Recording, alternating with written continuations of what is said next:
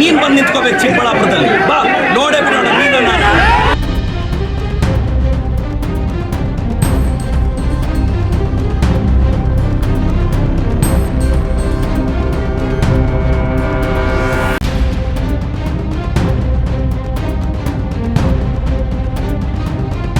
ನಮಸ್ಕಾರ ವೀಕ್ಷಕರೇ, ನ್ಯೂಸ್ ದಂಡು ಕನ್ನಡ ಚಾನೆಲ್ಗೆ ಸ್ವಾಗತ. ಕರ್ನಾಟಕ ರಾಜಕಾರಣದಲ್ಲಿ ಸದ್ಯಕ್ಕೆ ಸಂಚಲನ ಸೃಷ್ಟಿಸಿರುವ ಆ ಇಬ್ಬರು ನಾಯಕರು ಯಾರು ಗೊತ್ತಾ? ಒಬ್ರು ಇಡೀ ರಾಜ್ಯ ರಾಜಕಾರಣವನ್ನೇ ತನ್ನ ಬೆರಳ ತುದಿಯಲ್ಲಿ ಆಡಿಸಬಲ್ಲ ಚಾಣಕ್ಯ, ಮಾಜಿ ಮುಖ್ಯಮಂತ್ರಿ ಹಾಲಿ ಕೇಂದ್ರ ಸಚಿವ ಎಚ್.ಡಿ. ಕುಮಾರಸ್ವಾಮಿ.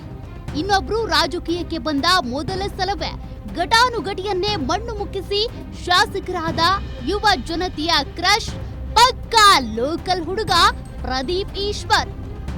ಹೌದು ವೀಕ್ಷಕರೇ, ಇವರಿಬ್ಬರ ನಡುವಿನ ಇವತ್ತಿನ ವಾಗ್ಯುದ್ಧ ಗಲಾಟೆ ಸೋಷಿಯಲ್ ಮೀಡಿಯಾದಲ್ಲಿ ಸಖತ್ ಟ್ರೆಂಡಿಂಗ್ ನಲ್ಲಿದೆ. ಒಬ್ರನ್ನ ಒಬ್ರು ಏಕವಚನದಲ್ಲೇ ನಿಂದಿಸುವ ಮಟ್ಟಿಗೆ ಇವರ ಜಟಾಪಟಿ ಬೆಳೆದು ನಿಂತಿದೆ. ಇವತ್ತು ಇವರಿಬ್ಬರ ನಡುವೆ ನಡೆದ ಆ ಹೈ ವೋಲ್ಟೇಜ್ ಫೈಟ್ ಏನು? ಅಷ್ಟಕ್ಕೂ ಈ ಇಬ್ಬರು ನಾಯಕರ ಬ್ಯಾಕ್ ಗ್ರೌಂಡ್ ಏನು? ಇವರ ಎಜುಕೇಶನ್, ಇವರ ಆಸ್ತಿ, ಇವರ ಫ್ಯಾಮಿಲಿ ಹಿಸ್ಟರಿ ಏನು ಅನ್ನೋದನ್ನ ಕಂಪ್ಲೀಟ್ ಆಗಿ ಈ ವಿಡಿಯೋದಲ್ಲಿ ಬಿಚ್ಚಿಡ್ತೀವಿ. ಮಿಸ್ ಮಾಡದೆ ಕೊನೆವರೆಗೂ ನೋಡಿ.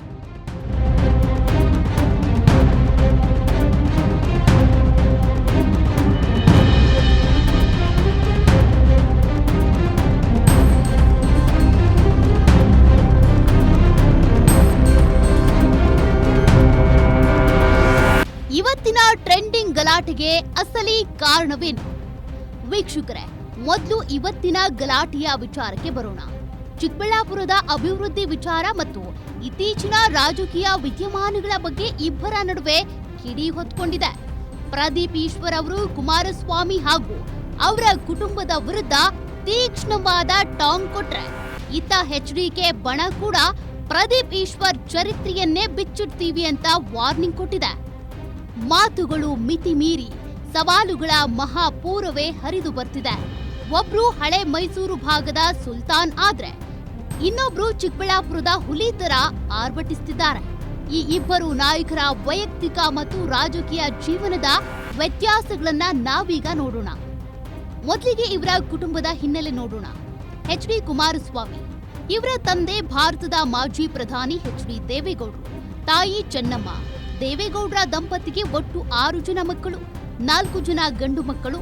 H D. Balakrishna, H D. Revanna, H D. Kumaraswamy, H D. Ramesh ಮತ್ತೆ 2 ಹೆಣ್ಣು ಮಕ್ಕಳು, ಶೈಲಜಾ ಮತ್ತು ಅನಸೂಯ. ಕುಮಾರಸ್ವಾಮಿ ಅವರ ವೈಯಕ್ತಿಕ ಕುಟುಂಬಕ್ಕೆ ಬಂದ್ರೆ ಪತ್ನಿ ಅನಿತಾ ಕುಮಾರಸ್ವಾಮಿ ಹಾಗೂ ಒಬ್ಬನೇ ಮಗ ನಿಖಿಲ್ ಕುಮಾರಸ್ವಾಮಿ. ಪ್ರದೀಪ್ ಈಶ್ವರ್ ಇವರ ಕಥೆಯೇ ಬೇರೆ. ಪ್ರದೀಪ್ ಈಶ್ವರ್ ಚಿಕ್ಕ ವಯಸ್ಸಿನಲ್ಲೇ ತಂದೆ ತಾಯಿಯನ್ನ ಕಳೆದುಕೊಂಡವರು. ತಂದೆ ಈಶ್ವರ್ ರಾವ್ ಮತ್ತು ತಾಯಿ ಸತ್ಯಲಕ್ಷ್ಮಿ. ಇವರ ತಂದೆ ತಾಯಿಗೆ ಪ್ರದೀಪ್ ಈಶ್ವರ್ ಮತ್ತು ಅವರ ಅಣ್ಣ ಇಬ್ಬರೇ ಮಕ್ಕಳು. ಅತ್ಯಂತ ಬಡತನ ಮತ್ತು ಅನಾಥ ಪ್ರಜ್ಞೆಯಲ್ಲೇ ಬೆಳೆದ ಪ್ರದೀಪ್ ಈಶ್ವರ್ ಸ್ವಯಂ ಶಕ್ತಿಯಿಂದ ಮೇಲೆ ಬಂದವರು. ಎಜುಕೇಶನ್ ಮತ್ತು ಪದವಿ ಶಿಕ್ಷಣದ ವಿಚಾರದಲ್ಲಿ ಇವರಿಬ್ಬರ ಅರ್ಹತೆ ಹೇಗಿದೆ ಗೊತ್ತಾ?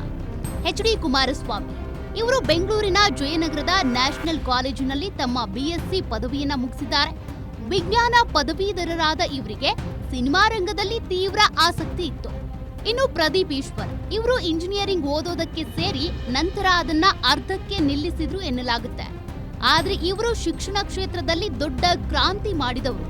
ಪರಿಶ್ರಮ ನೀಟ್ ಅಕಾಡೆಮಿ ಇದನ್ನ ಸ್ಥಾಪಿಸಿ ಸಾವಿರಾರು ವಿದ್ಯಾರ್ಥಿಗಳಿಗೆ ವೈದ್ಯಕೀಯ ಸೀಟು ಸಿಗುವಂತೆ ಮಾಡಿದ ಪ್ರಖ್ಯಾತ ಬಯಾಲಜಿ ಶಿಕ್ಷಕ ಮತ್ತು ಮೋಟಿವೇಶನಲ್ ಸ್ಪೀಕರ್ ಇವರು. ರಾಜಕೀಯ ಇತಿಹಾಸಕ್ಕೆ ಬಂದ್ರೆ ಇವರಿಬ್ಬರ ನಡುವೆ ಆನೆ ಮತ್ತು ಇರುವೆಯಷ್ಟು ವ್ಯತ್ಯಾಸವಿದೆ. ಎಚ್.ಡಿ. ಕುಮಾರಸ್ವಾಮಿ ರಾಜಕೀಯ ಇವರಿಗೆ ರಕ್ತದಲ್ಲೇ ಬಂದಿದೆ. 1996ರಲ್ಲಿ ಮೊದಲ ಬಾರಿಗೆ ಕನಕಪುರ ಲೋಕಸಭಾ ಕ್ಷೇತ್ರದಿಂದ ಗೆದ್ದು ಸಂಸತ್ತು ಪ್ರವೇಶಿಸಿದ್ರು. ಆದ್ರೆ 1998 ಮತ್ತು 1999ರ ಚುನಾವಣೆಯಲ್ಲಿ ಸೋಲನ್ನು ಕಂಡ್ರು.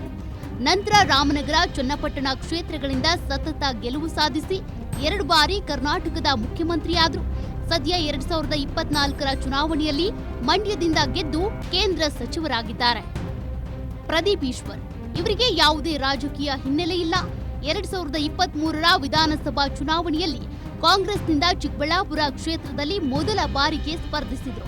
ಎದುರಿಗಿದ್ದಿದ್ದು ಘಟಾನುಘಟಿ ನಾಯಕ ಅಂದಿನ ಸಚಿವ ಕೆ ಸುಧಾಕರ್. ಆದ್ರೆ ತನ್ನ ಅದ್ಭುತ ವಾಕ್ಚಾತುರ್ಯದಿಂದ ಮೊದಲ ಚುನಾವಣೆಯಲ್ಲೇ ಸುಧಾಕರ್ ಅವರನ್ನ ಸೋಲಿಸಿ ಜೈಂಟ್ ಕಿಲ್ಲರ್ ಆಗಿ ವಿಧಾನಸಭೆ ಪ್ರವೇಶಿಸಿದ್ರು. ಕೊನೆಯದಾಗಿ ಆಸ್ತಿ ವಿಚಾರಕ್ಕೆ ಬರೋಣ. ಚುನಾವಣಾ ಅಫಿಡವಿಟ್ ಪ್ರಕಾರ ಎಚ್.ಡಿ. ಕುಮಾರಸ್ವಾಮಿ ಮತ್ತು ಅವರ ಪತ್ನಿ ಅನಿತಾ ಕುಮಾರಸ್ವಾಮಿ ಅವರ ಒಟ್ಟು ಆಸ್ತಿ ನೂರಾರು ಕೋಟಿ ರೂಪಾಯಿಗಳಷ್ಟಿದೆ. ತೋಟದ ಮನೆ, ಸಿನಿಮಾಗಳು ಹಾಗೂ ಉದ್ಯಮಗಳ ದೊಡ್ಡ ಸಾಮ್ರಾಜ್ಯವೇ ಇವರ ಬಳಿ ಇದೆ. ಇತ್ತ ಪ್ರದೀಪ್ ಈಶ್ವರ್ ಅವರ ಆಸ್ತಿ ಇವರ ಪರಿಶ್ರಮ ಅಕಾಡೆಮಿ ಮತ್ತು ಕೆಲವು ಕೋಟಿಗಳ ಮೌಲ್ಯದ ಸ್ಥಿರಾಚರ ಆಸ್ತಿಯಾಗಿದೆ.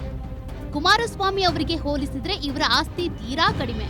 ಹಾಗಾಗಿ ವೀಕ್ಷಕರೇ, ಒಬ್ರು ರಾಜಕೀಯ ಸಾಮ್ರಾಜ್ಯದ ವಾರಸುದಾರರಾದ್ರೆ ಇನ್ನೊಬ್ರು ಶೂನ್ಯದಿಂದ ಬಂದು ಸಾಮ್ರಾಜ್ಯ ಕಟ್ಟಲು ಹೊರಟಿರುವ ಯುವಕ. ಇವರಿಬ್ಬರ ಇವತ್ತಿನ ಗಲಾಟೆ ಇಡೀ ರಾಜ್ಯದ ಗಮನ ಸೆಳೆದಿದೆ.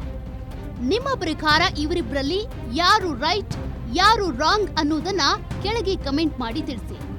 ಇಂಥದ್ದೇ ಪಕ್ಕಾ ಮತ್ತು ಖಡಕ್ ನ್ಯೂಸ್ಗಾಗಿ ನಮ್ಮ ನ್ಯೂಸ್ ದಂಡು ಕನ್ನಡ ಚಾನೆಲ್ ಅನ್ನ ಈಗಲೇ ಸಬ್ಸ್ಕ್ರೈಬ್ ಮಾಡಿ, ಬೆಲ್ ಬಟನ್ ಕ್ಲಿಕ್ ಮಾಡಿ. ಧನ್ಯವಾದಗಳು.